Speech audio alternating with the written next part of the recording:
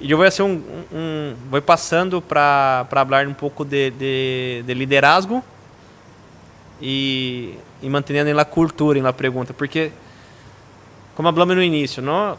Eu sou o vendedor, uma empresa nova, em rato contrato outro vendedor e passa a ser um gerente comercial, um jefe de venda, alguma coisa. Em algum momento tenho 2, 3 pessoas e eu sou o jefe dele. Sim? E isso hasta aí vai super bem.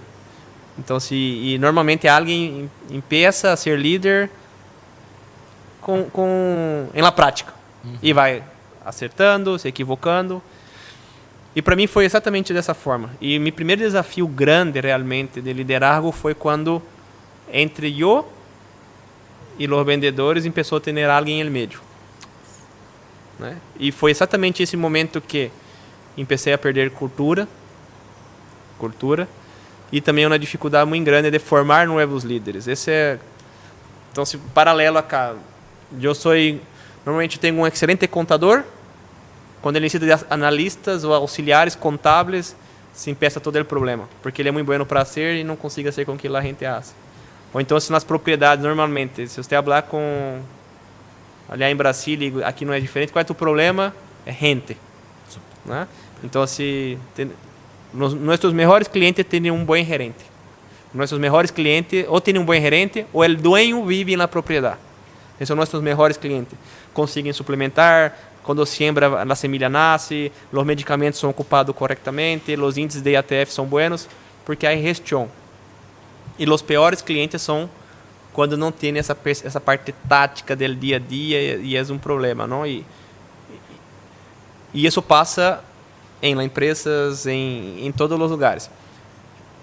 E eu vejo que há clientes que a dificuldade agora é o gerente cresceu, tem 1, 2, 3 encargados, que no Brasil falamos capataz, pero o desenvolvimento desse encargado, que normalmente é um bom homem del campo e não é tão bueno para pessoas, como é esse desafio? O que vocês pensam que é o grande desafio de liderazgo, de como formar líderes, e depois isso, de uma certa forma, na cultura se perde ou se fortalece a cultura em essas decisões? Felipe, eu acho que assim, hoje em dia, nem sempre um bom técnico vira um bom líder. Muitas das vezes não acontece. Tá? Então, assim, liderar tem que querer, porque em algum momento vira uma sobrecarga, porque você tem que ser uma referência para o seu time e você está nessa transição de técnico para líder. Né? Então, nem sempre dá certo essa receita. Já tivemos casos da Endorofino, que a pessoa é muito boa tecnicamente, na hora que ela foi pôr uma liderança para influenciar, porque liderança é influência. Você precisa influenciar, você precisa fazer com que... Eu sou seu líder, eu preciso fazer com que você entregue o resultado da melhor forma, da maneira que eu espero. Obviamente a gente vai entrar num comum acordo, mas é influenciar o outro. Liderar é influenciar. Então nem sempre o técnico consegue. Então é um grande desafio. A gente acha uma pessoa muito boa, ele vai dar certo como gerente da área, coordenador da área. Nossa, frustra, a relação dele é um pouco mais dura, ele não consegue conquistar as coisas pela conversa, não tem paciência, porque liderar tem que ter uma paciência muito grande também. Né? Então eu acho que isso é um grande desafio. Você preparar pessoas, líderes, né, do futuro, e falar um pouco da geração que a gente está aqui hoje, né, que vem, é muito difícil as pessoas querem ser líder. Né? Hoje em dia você levanta a mão, quem quer ser líder? No meu time, cara, pouquíssimas pessoas da parte de analista quer ser líder, quer sentar na cadeira de coordenador. Não, é um volume de trabalho muito grande, é uma responsabilidade muito grande. Não, mas já pensou? Mas eu não quero. Então a gente começa a ter um problema. Quem que vai me suceder na minha cadeira? Quem vai fazer a sucessão dos meus coordenadores? Então a gente trabalha muito fortemente no Ourofino esse pipeline de liderança que a gente fala. Então você tem ritos de gestão de desempenho, você faz um bom plano de desenvolvimento individual. E assim, não precisa ter um software. Né? Não precisa ter uma gestão, uma empresa grande. Cara, é só ter boas conversas, alinhamento e colocar datas. Vamos fazer esse comportamento, espero isso aqui de você, tal data você vai me entregar um relatório assim, espero você falar com aquele dono da fazenda dessa forma. Então, isso vai preparando o líder. E eu gosto muito também de colocar o meu time de coordenação em situações nas quais eu passo. Eu sou numa reunião com diretoria, eu sempre levo minha coordenação junto comigo. Em alguns momentos, eu não vou, eu falo para o coordenador e combino com o meu diretor. Ele vai no meu lugar e vai ter essa experiência.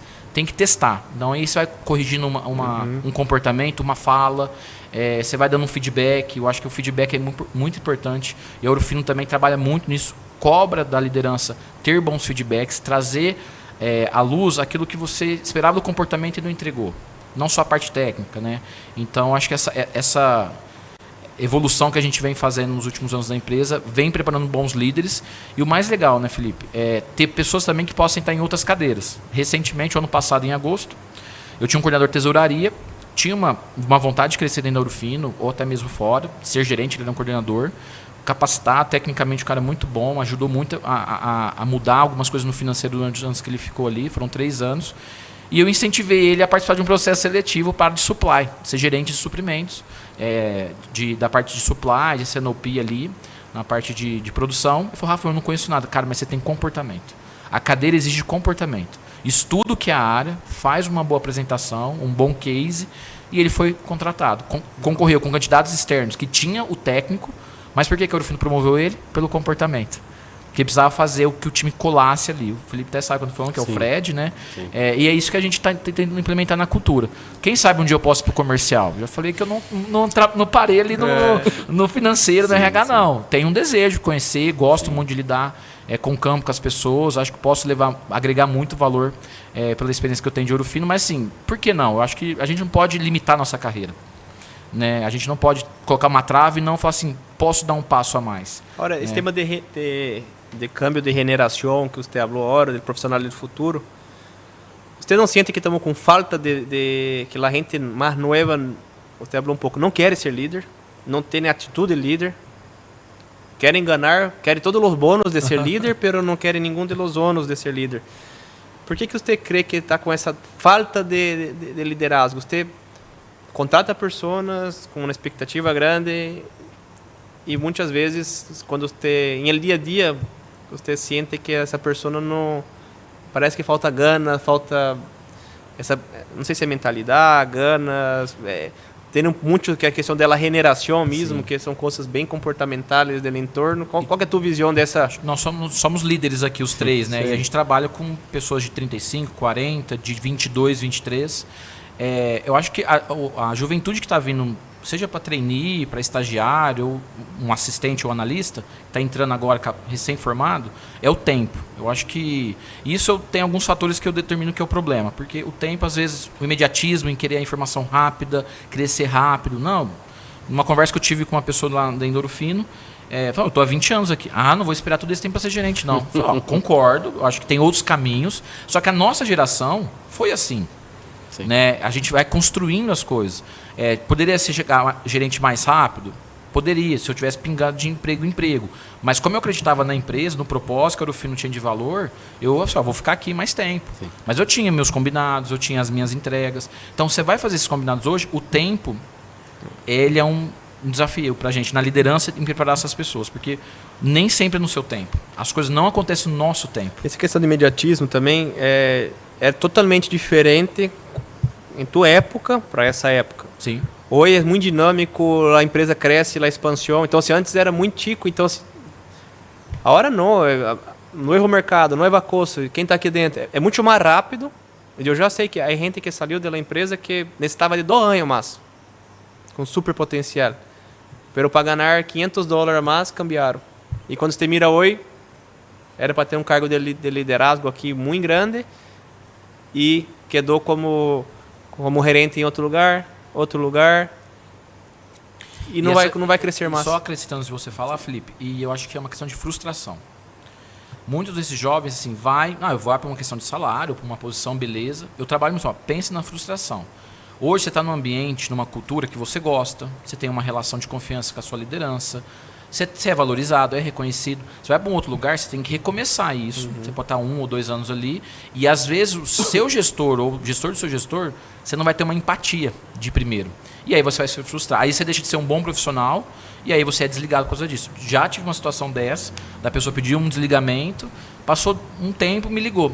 Não era aquilo que a empresa me proporcionou, falou que seria, né? Que seria desse mundo. Então, eu te avisei, é difícil isso, né? Porque a tomada de decisão é só um caminho quando você pede para sair, né? Da empresa e tudo mais. Mas você tem que avaliar fatores e ponderar, né, Felipe? Sim. Não, e aí, trazendo um pouco a nossa realidade, não, de campo, a rotatividade, não somente na cidade, mas no campo também é alta. Y también la informalidad, ¿no? La informalidad de este personal que muchas veces empieza bien, el famoso vuelo de gallina, ¿no? Eso para mí es un detalle interesante, porque el tipo empieza con todas las ganas, con todas las pilas, la proactividad, con la actitud, ¿no? Y después, en un rato, se frustra, y después, ahí de un rato, ya se busca otro lado y ya se va. Y yo creo que parte de este reto, como Rafael comentó súper bien, es comunicación. Yo creo que es una clave.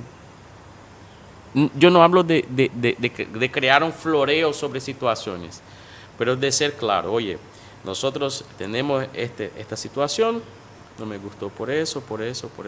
Entonces, al revés, el propio empleado te busca. Y tener esta comunicación yo creo que es fundamental, porque las nuevas generaciones cada vez están más pegadas a lo que es el teléfono. Entonces, tal vez, no sé, es entender un poco cómo sacar esta información de ellos también.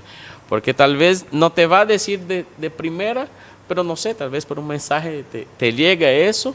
Y cada vez más, cuando el mercado está bien, las empresas empiezan a buscar en el mercado. Y entonces, si las cosas andan bien, el mercado se queda mucho más calentado. Un mercado calentado, o sea, con la alta rotatividad y oportunidad, pegado a una generación que no tiene la cultura de nacer, crecer y, si posible, no morir, pero jubilarse en la empresa, eso ya viene sumando más velocidad a este proceso, ¿no? Entonces yo veo que tenemos que siempre estar ahí intentando comunicar bien, traer esa nueva generación a un momento de café, y que si no toma café, una gaseosa, pero ahí tener, yo sé que la rutina de todos es siempre muy apretada. Si estamos en el campo, arranca muy temprano y también termina tarde. Si es época de cosecha, peor todavía, ¿no? Pero yo creo que tenemos que buscar tener este momentos de comunicação. Como fala, né, Felipe? Uma boa conversa resolve muitos problemas. Né? Sim. Sim. Muitas vezes eu pratico isso em meu setor, na empresa, e sempre abro para os líderes que estão abaixo de mim. Aí de conversar com tua equipe. Por algum motivo, a gente pensa que você está pensando algo e você pensa que ele pensou outro, e queda todos pensando e nada hace nada, porque será que está molesto? Porque não. Então você senta e conversa e abre, puxa, o Felipe não estava molesto comigo, foi só, não me viu, não estava ocupado, não me contestou. Então assim, eu estimulo muito conversar com a equipe, não? Que é muito esse one-one, que é para conversar, todo. De qualquer forma, com o Rafael, que é gerente comercial, sempre é quando há vamos tomar uma sopa de pescado em Rincón Colombiano, às 7 da manhã. E aí você quadra. Antes da empresa, vamos allá, pedimos uma sopa e vamos charlando da vida, da família e etc. E tudo está solucionado. Então, eu estimulo muito esse tipo de comunicação mesmo, porque muitas vezes a pessoa se frustra por algo tão pequeno e que muitas vezes não existe. Às vezes você nem sabe o que você fez aqui. Não, e às vezes nem isso. Criou da cabeça, exatamente, às vezes, né, da pessoa. Agora, pensando em liderazgo, como que vocês estão fazendo ali na prática? Como formar novos líderes? Como preparar para o futuro? Há algum processo, um trabalho? Uma receita pronta. O que vocês aplicam, talvez, em tu Felipe, o que eu procuro fazer com o meu time lá, né? Ter rituais, rotina, né? Então a gente tem um one-on-one semanal, a gente faz um planejamento semestral de atividades, macro e micro. Explica o que é o one-on-one para... O que é? Conversas que a gente marca de 1 hora. Eu tenho um rito toda terça-feira, na parte da manhã, fico 1 hora com cada coordenação. A gente passa as atividades da semana, os entregáveis e as próximas 3 semanas. Uma coisa mais macro. Essa mesma atividade que é feita com meus coordenadores, eles fazem com os times num dia anterior.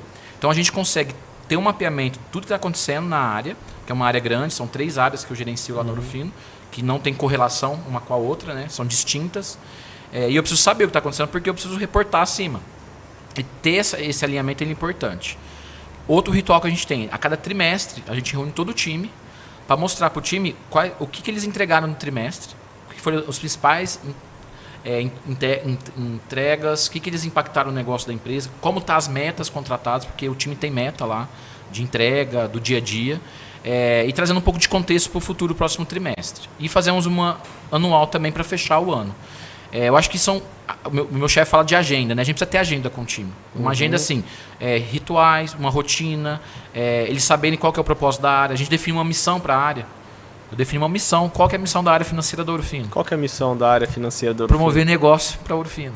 A gente tem que promover. Por isso que o Felipe fala que a área de crédito e cobrança, que era chamada, a gente mudou o nome em 2023, quando eu voltei para a financeira, para negócio. A área de crédito e cobrança, que é a tradicional, ela precisa apoiar a área comercial. O Felipe não tem que me enxergar como inimigo para falar não para ele de tomada de decisões, de limite ou liberação de pedido. É um apoiador. Eu preciso entender a necessidade dele, achar a solução para ele e junto a gente pode correr um risco.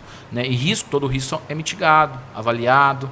Né? Então acho que essa rotina com o time ali mostra muito do que a gente planeja. E eu exijo muito dos meus coordenadores esse tipo de relacionamento também.